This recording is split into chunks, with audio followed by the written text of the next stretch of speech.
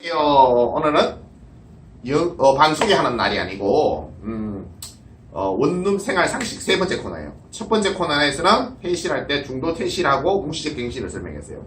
두 번째는 원룸 들어갈 때부터 나올 때까지 문제가 발생하면 어떻게 해야 되는지, 들어갈 때 어떤 유의가 있는지, 나올 때 어떤 유의사항을 해야 되는지를 설명했어요.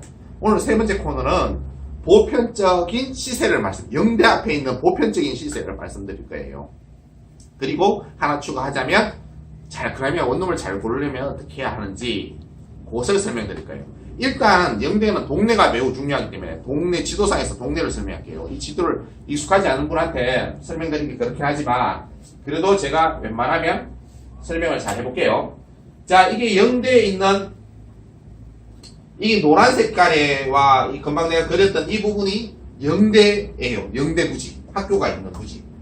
영대 정문이에요. 여기가 영대 정문에 파란색으로 되어 있는 게 횡단보도다, 그죠? 횡단보도에서 행정구역을 다 말하자면 이게 다 대동이지만 대동에 있는 원룸만 말하자면 대동에 있는 원룸은 요거밖에 없어요. 여기 대동에 있는 원룸. 학교 정문에서 무지장 가까운 곳이 대동이라는 걸 알 수 있어요. 그리고 조영동이라는 것은 학교 정문 가까이에 있는 조영동은 요 정도가 조영동이에요. 그러니까 대동 조영동이 굉장히 가깝죠. 자, 조영동 중에서도 강산의 아파트 뒤에 있는 조영동이 있어요. 뒷조영동이라고 해요. 그리고 이 조영동 중에서도 이 소방서 롯데리아, 현재 롯데리아 뒤에 있는 조영동이 또 있어요. 소방서 뒤 조영동이 있어요. 자, 요렇게는 매우 가깝죠, 그죠? 소방서 뒤에 조영동, 정문 조영동, 대동. 요 뒷조영동은 좀 멀어요. 그리고 여기서부터는 임당동이에요. 몽땅 임당동. 이 주핀으로 옆으로 사이드로 빠지면 부정. 이 정도가 영대의 동네를 일컫는 다예요. 자, 이 동네를 일단 숙지하고 난 뒤에 숙지까지 할 필요 없지만 자, 대충 눈여겨본 다음에 시세를 설명하러 갈게요. 가봅시다. 그죠? 딱 설명하는 요 칠판을 딱 보면 알 수 있습니다. 주로 영대에서는 학생들이 주로 위주예요. 그죠? 직장인들도 영대 원룸 단지가 원체 크기 때문에 직장인들과 이렇게 나눈 이유가 있어요. 학생들은 주로 구하는 시기가 7월, 8월, 12월, 1월, 2월 방학 때 주로 구해요. 그리고 주로 구하는 동네가 대동, 조영동이에요. 물론 인당동도 가까운 인당동이 있긴 해요.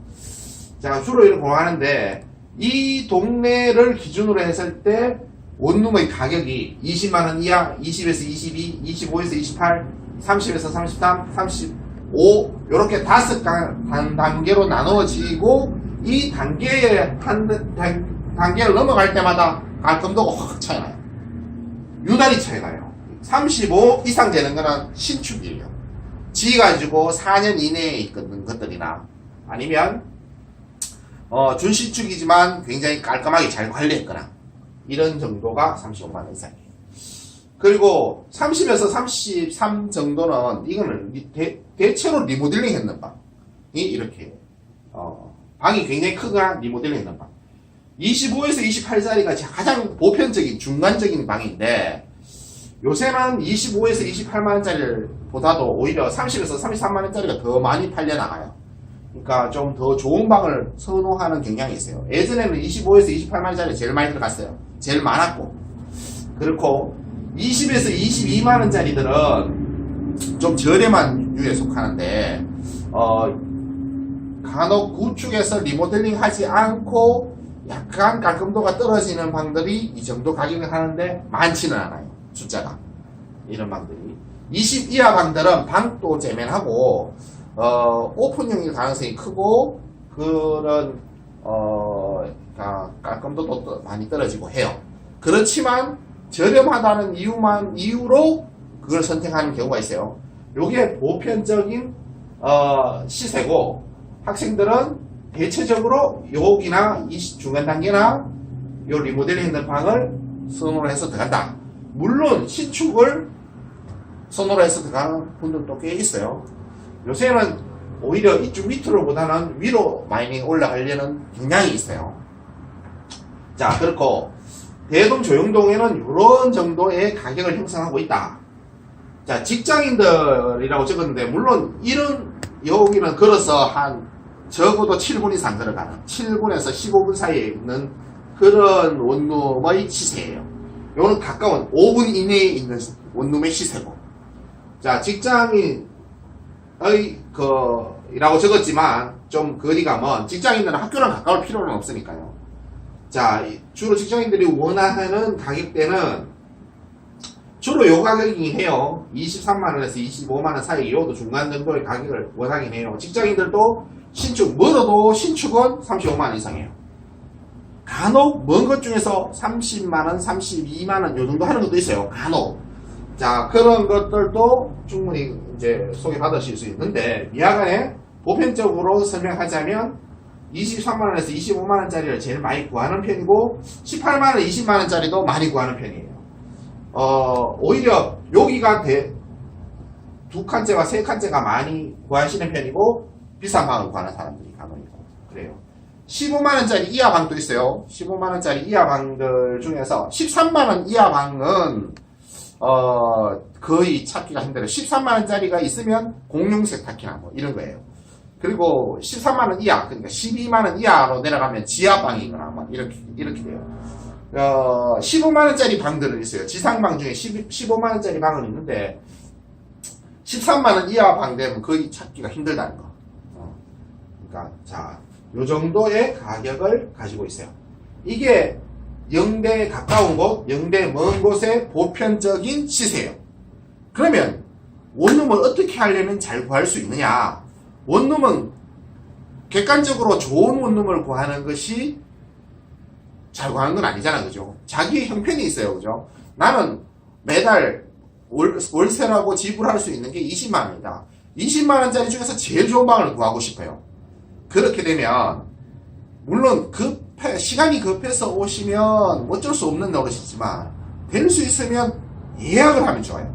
그 예약을 어떻게 하냐면 저 같은 부동산에게 내가 필요한 시점은 일주일 후니까 또는 한 달 후니까 내가 퇴실 날짜가 한 달 후에 하니까 다른 지역에서 이쪽으로 옮기게 되기 전에 아니면 뭐 일주일 후니까 하루 전날이라도 좋아요. 미리 될 수 있으면 빨리 저한테 나는 어떤 방을 원한다.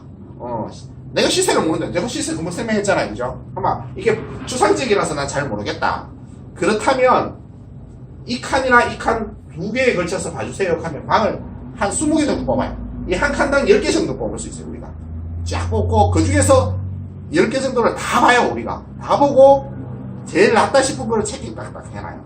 시간도 그렇게 제일 낫다 싶은 걸 보면 우리가 보기 좋은 것이 아마 세입자들한테 보기 좋은 거예요. 특별한 요구사항이 전달되지 않는 한은 요구사항이 다 전달되면 우리가 미리 다 보고 그 중에서 제일 괜찮은 방을 소개시켜 주기 때문에 손님이 선택하고 싶어도 제가 더 만족스러울 때까지 보여주는 편이에요. 그래서 충분히 손님을 고려해서 미리 우리가 방을 보는 것이 제일 잘 고르는 거예요. 자기 형편에 제일 맞는 방을 구할 수 있으면서 그것이 동가격대에서 우리가 미리 발품을 팔아서 받는 방을 보는 것이 최고로 좋은 방인 거죠. 우리한테 미리 알려주는 요구사항을 많이 자세하면 자세할수록 좋아요. 나는 넓어야 된다, 방이. 미니 투룸이어야 된다, 투룸이어야 된다, 남양방이어야 된다, 전방이 트여야 된다, 주방이 앞에 있어도 된다, 주방이 뒤에 있어도 된다, 베란다가 반드시 분리되어야 된다. 요구사항이 여러 개예요. 거실이 넓은 미니 투룸이라 해야 된다, 방이 넓은 미니 투룸. 요구사항이 많은데 그런 부분을 정확하게 전달해 주시고 미리 연락해 주시고 예약을 해 놓으시면 그리고 방 보러 오는 날짜가 몇 시까지 온다 하면 우리가 준비 딱 해놓고 기다려요. 그렇게 방을 구해야 본인은 급해도 우리가 급하지 않고 다 충분히 시간을 투자하기 때문에 절대로 급하게 구한 원룸이 아니라 전문가의 시간을 투여한 그런 원룸이기 때문에 최고의 방을 구할 수 있다는 거예요. 물론 직방, 다방, 매입을 보고 선택할 수 있어요. 그렇지만 그런 것보다도 우리한테 조건을 더 상세히 말씀해 주시면 그러면 우리가 훨씬 더 적합한 방을 찾을 수 있다는 거예요. 내가 직접 봐야지. 사진하고 실제하고 많이 달라요. 사진이 훨씬 좋게 나와요. 그래서 물론 우리도 직방, 다방, 네이버 다 해요. 다 하지만 그것을 보고 선택하는 것보다 우리한테 조건을 정확하게 말씀해 주시고 특히 가격대를 말씀해 주시고 우리한테 고르는 것이 훨씬 더 시간도 단축되고 적합한 방을 구할 수 있다는 겁니다. 우리한테 그럼 통하면 수수료가 들지 않아요. 영대는 수수료를 받지 않아요. 전세를 빼고 전세는 수수료를 받아요. 그렇지만 월세, 상월세는 수수료를 받지 않기 때문에 부담없이 이 서비스를 제공받을 수 있다는 겁니다. 대체적으로 일반인들은 이 두 라인의 가격대를 선호하시고요. 학생분들은 이 두 라인을 선호하세요. 간혹 신축은 선호하시는 분이 계신데 예약안에 여러 조건과 가격을 우리한테 미리 알려주세요. 그러면 시간도 단축되고 더 적합한 방을 구할 수 있다는 겁니다. 감사합니다.